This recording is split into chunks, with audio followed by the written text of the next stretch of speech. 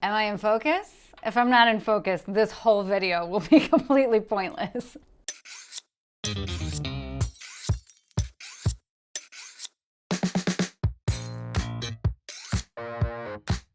What's shaking, bacon? I'm Joni Simon. Welcome to my studio. This is where I do food photography. So if you are into that, you want to learn more about that, well, go ahead and hit the subscribe button. But today we're talking all about focus because I have been there. You know, when you take that shot and you're like, oh my gosh, the food looks so good. The light was perfect. Everything was happening. Only until you got in to start editing it and you realized it was just slightly out of focus. Oh, there's nothing worse than that. It kills my soul. So what I want to do today is show you how I achieve razor sharp focus exactly where I want it when I'm working right here in my studio. So if that sounds good to you, stick around.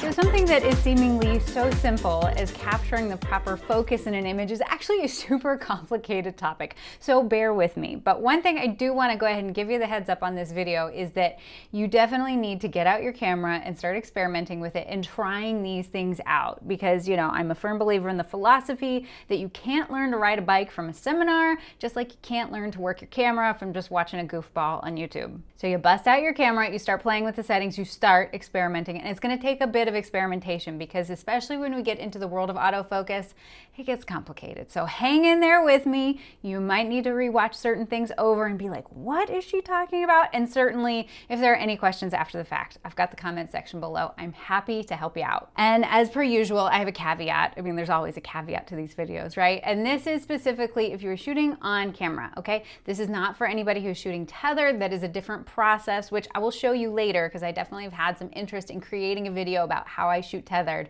but this is all about shooting on camera. So today I'm walking through all these steps on my Canon 70D, which this was my baby. This is what started my business. So we are going back to the OG style on my Canon 70D, and I'm shooting with a 50mm f1.8, the good old nifty 50. So when it comes to cameras and the actual topic of focus and how a lens focuses, it's actually quite a complicated topic. It's a lot of fun to read up on. I'm not going to go through it here, but I have linked some really helpful articles below, so you can go grab those if you want to geek out and really get into the nitty-gritty of how the light comes in through the lens and converges and makes the image smaller and bounces off the mirror, all that craziness. But first and foremost, when it comes to focus, what you need to realize is that focus is like a flat plane, like a piece of cardboard, right? Like we've got this little piece of cardboard, and how it behaves is it is parallel to your lens, right? Because there's glass inside this lens, and that glass sits straight up and down. And so your plane of focus is always parallel to the position of your lens. So if all of a sudden I tilt my camera this way,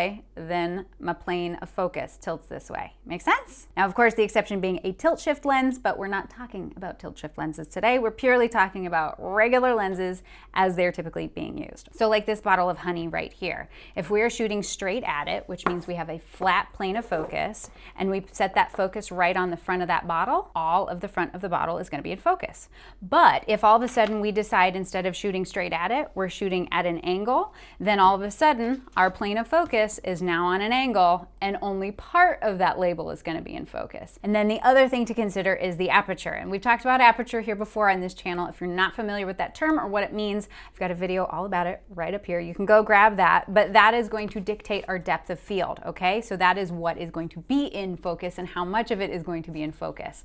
So if our focus is a flat plane, right?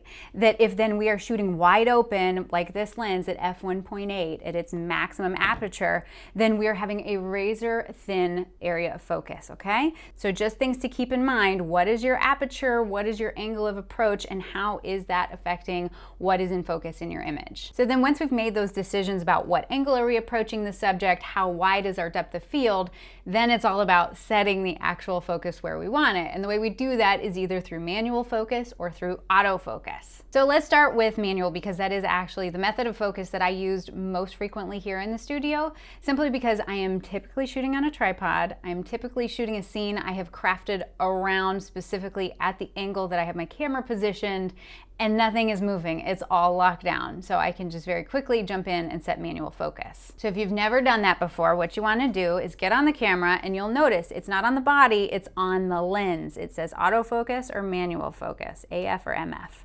So you go ahead and move that over to manual focus, and that will will disable all autofocus abilities on the camera. So then it's your job at that point to manually adjust the little mechanical focus ring that's on here. Now, if you're using the kit lens that came with the camera body, that's typically an 18 to 55 millimeter with an f5.6.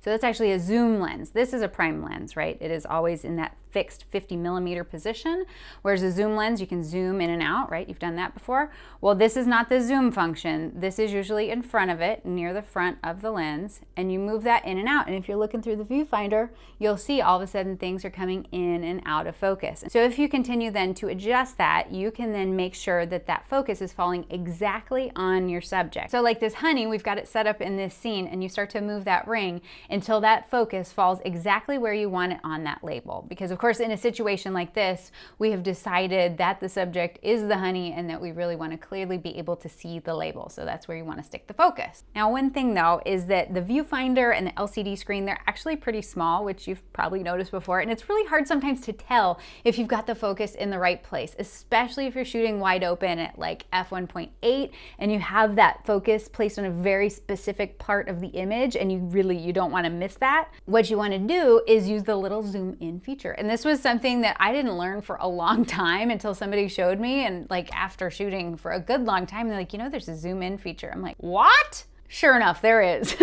So if you look on your camera, there should be a little magnifying glass with a plus sign in it.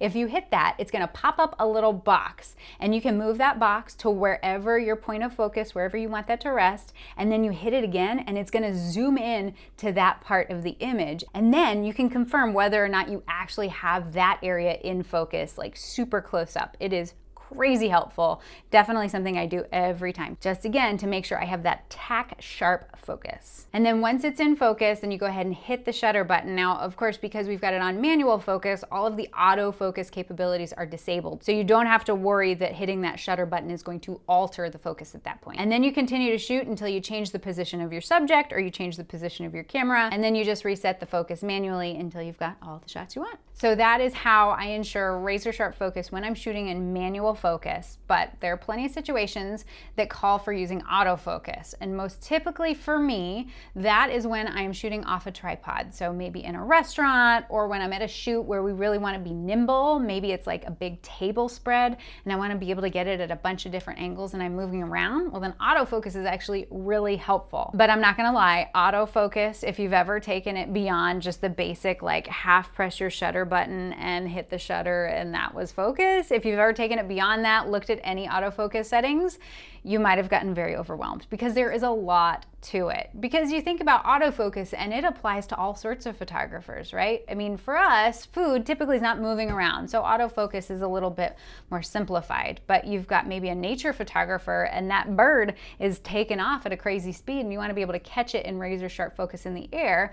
Well, autofocus for those kind of photographers is going to be very different. And so you have to have a lot of different settings in order to accommodate the different kinds of photographers that are out there. So the way that I distill down this very complicated topic otherwise is that there are sort of 3 different things you have to pay attention to when it comes to setting autofocus on your camera. So the first being the mode, the second being the focus point, and the third being how do you administer and lock down that focus. So the first is the mode, and you have to think about mode in terms of, is my subject mostly staying in place or is it moving around continuously? Well, clearly our food in general is not moving around continuously, it's mostly staying put. So for Canon users, what you're looking for is one shot focus. If you're a Nikon user, that is single servo, and that's going to be in contrast to any kind of continuous focus. Again, that's a focus where things are moving around, where that bird is flying through the air and you want to continue to track with it as it moves. So showing you here on the Canon 7DD, I just go into the settings and I select from the menu of options for autofocus,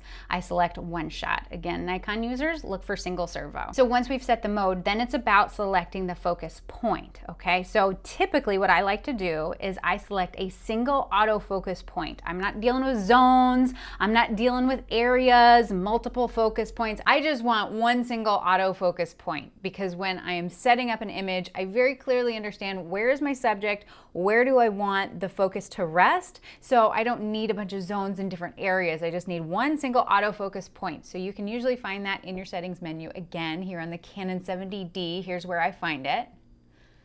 And then once you've got that set, you'll notice that then you can control where that point actually is in the frame. It can go up and down, it can go side to side, all over the place. However, for me, I usually always keep that single autofocus point right in the middle of the frame. And you can say, well, Joni, then does that mean your subject always has to be in the middle of the image? No, because we are using back button focus. This is very exciting, and this is one of those breakthrough things that if you can understand back button focus, you're gonna feel so empowered and super excited. And if you already understand it, well, kudos to you, because it's not the most simple thing to understand, and it does require some unlearning. And so this is kind of that third portion of autofocus, right? We've figured out the mode, we've got our focus point, now it's all about how do we engage the camera in the autofocus process. And so typically how we all learn on cameras is that you've got your shutter button, right? And if you half press the shutter button, it engages the focus on whatever that focus point is, and then you follow through and you take your picture. So the problem with having both on the same exact button is because say we want to set our focus and then we want to move along the plane of axis, right? Because we talked about how focus is on a plane. So I want to go ahead and lock down my focus, and then maybe I want to move a little bit.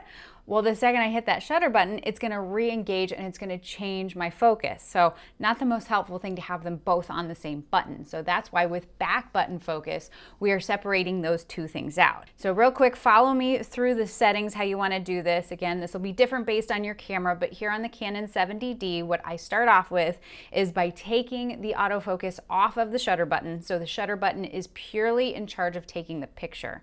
And then in the same settings menu, I make sure that the AF-on button, which is usually on the back of your camera, that's why it's called back button focus, then we make sure to assign the autofocus to that. So then when we take the shot, like we're shooting this honey again, what we start out with, looking through the viewfinder, placing that single autofocus point on our subject, even if that's not where we want the subject to be in the frame, we go ahead and set that as the focus point. We hit the back button focus, and then we can recompose the image, moving again along that plane so that we are the same distance away from the subject, but everything is still in focus. But again, it's gonna take a lot of practice, especially if you're used to that shutter being your autofocus. So just remember, back button focus. Now, if in the event that you go through all of this and you feel like you've really got an understanding of how to lock down your focus, but you're still getting blurry images, well, first thing to consider is, are you on a tripod? And if you're not, then consider your shutter speed. And if that doesn't make sense to you, go ahead and grab this video right here.